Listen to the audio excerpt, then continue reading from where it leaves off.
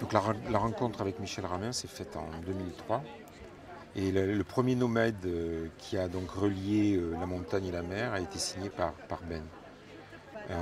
Donc en 2003, et aujourd'hui il nous a fait l'amitié d'être ici, avec effectivement Sacha Chosno qui a une pièce ici, et puis le prince de Monaco qui vient ici pour la 4e fois.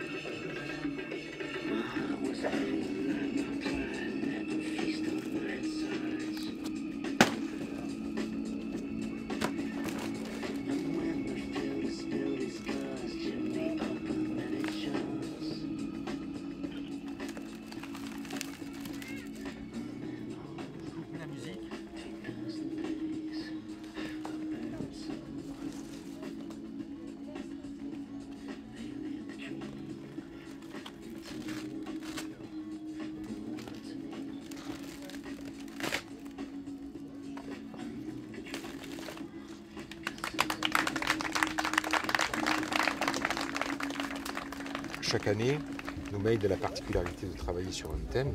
Les œuvres sont installées pour le thème et pour l'année. Et en fait, c'est un peu notre repère.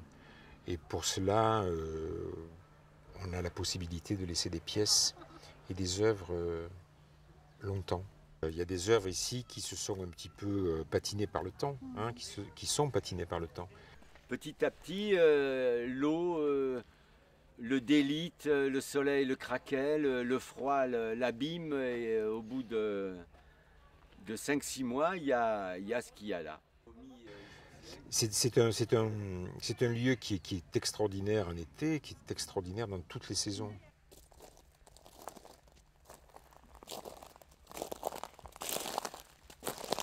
Et en utilisant des matériaux qui sont assez pérennes, on arrive à conserver des œuvres pendant plusieurs années.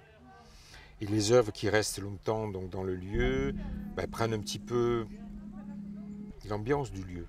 Hein, et elles s'intègrent assez parfaitement au lieu. Quoi. Et ça, c'est un avantage assez considérable pour les artistes de pouvoir retrouver des pièces d'année en année. Alors ça c'est extraordinaire, des pierres dans un arbre.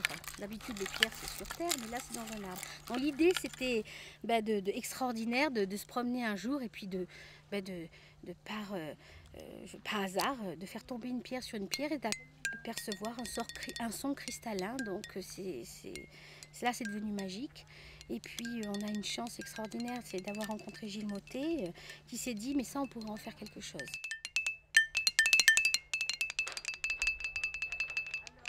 Le lithophone, c'est un clavier de pierre que l'on a récupéré non pas sur le site de l'arboretum, mais juste à côté.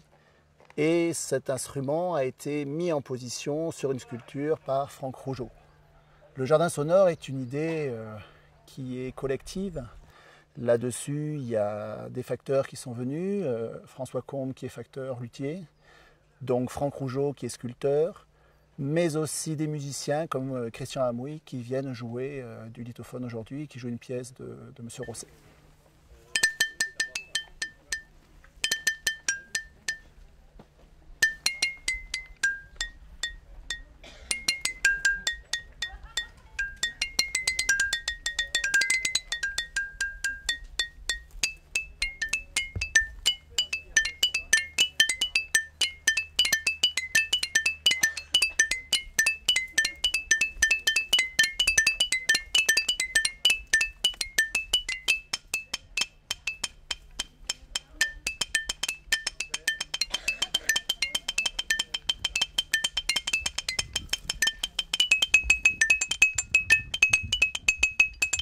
Non, ce qui est fabuleux, c'est d'avoir ça dans ce contexte-là, dans cette nature qui est un peu maîtrisée par l'homme. Ça, c'est fabuleux. Tout n'est qu'art. Ça me plaît beaucoup. Et après, il faut dompter cet instrument tel qu'il est. Koina, Konaitek, Kaluka, Uka. Goi, go, goi, go, goi, goi, goi, goi, goi. Tusukunugu, tusukunugu.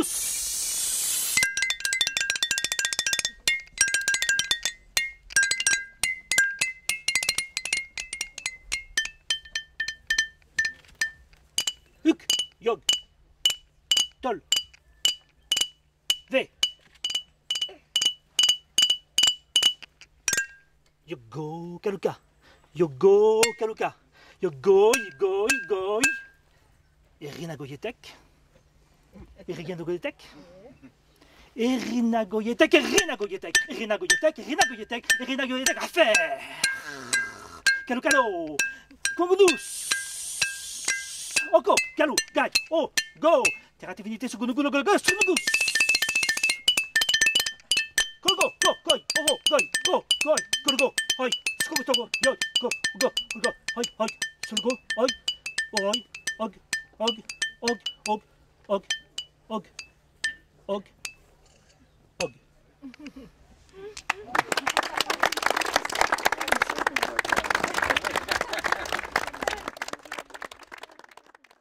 Le principe du jardin sonore, c'est d'utiliser les éléments qui sont propres au jardin pour créer de la matière sonore. C'est-à-dire, par exemple, là, on a le tapis de pommes de pin qui crée une masse sonore et les gens, en se déplaçant dessus, vont créer une masse sonore. Là-dessus, nous allons développer ce système de jardin sonore en mettant des systèmes de câbles et de cloches sans bâton qui vont glisser sur le câble et qui vont créer aussi une source sonore.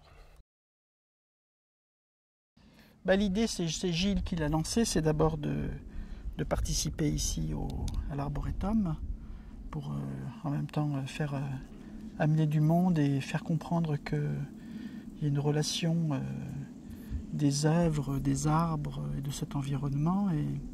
Et donc Gilles a pensé faire je dirais une œuvre sonore avec différents matériaux et il m'a demandé de réfléchir à éventuellement l'utilisation du vent puisque je m'intéresse aux instruments de musique.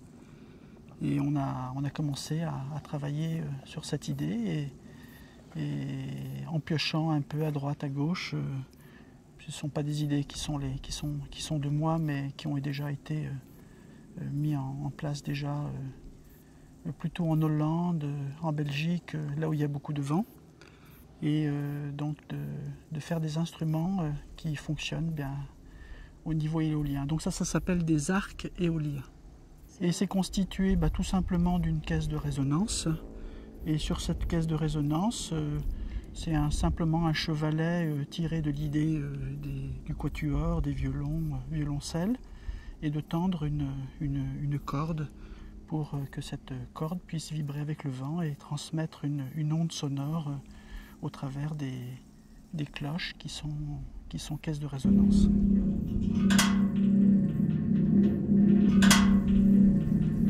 Voilà, ça y est.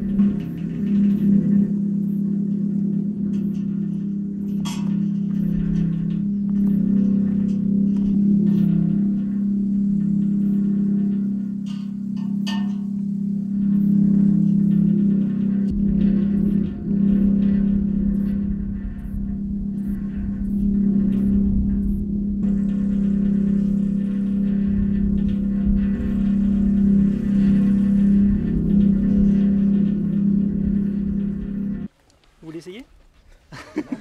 Au moins pour entendre la sonorité? Juste pour entendre les sonorités. Et ils ont été récupérés comme ça, ils ont été taillés de telle façon que vous récupérez la note. Mais c'est-à-dire que si vous jouez là ou là ou là, ça sonne différemment. Non mais vous les avez récupérés, vous les avez pas retaillés. Non. Pour récupérer la justesse de la note. D'accord. Non, pas du tout, pas du tout. Elles ne sont pas toutes... Oui, en fonction de la... Oui, c'est en fonction de... Et si vous jouez là... celle-là. Non, parce que Ça, c'est Voilà. quoi? C'est un La? Ouais, Ouais, c'est là. c'est un La. Là, on a Do, Si, Si bémol, Sol, Si bémol, Sol, Si bémol. Si bémol. Là, il y a un et là, La. vous avez le... Mais ce sont il faut des voix au tiers de ton, quart de ton. Hein. Oui, aussi, mais ça dépend aussi de la manière...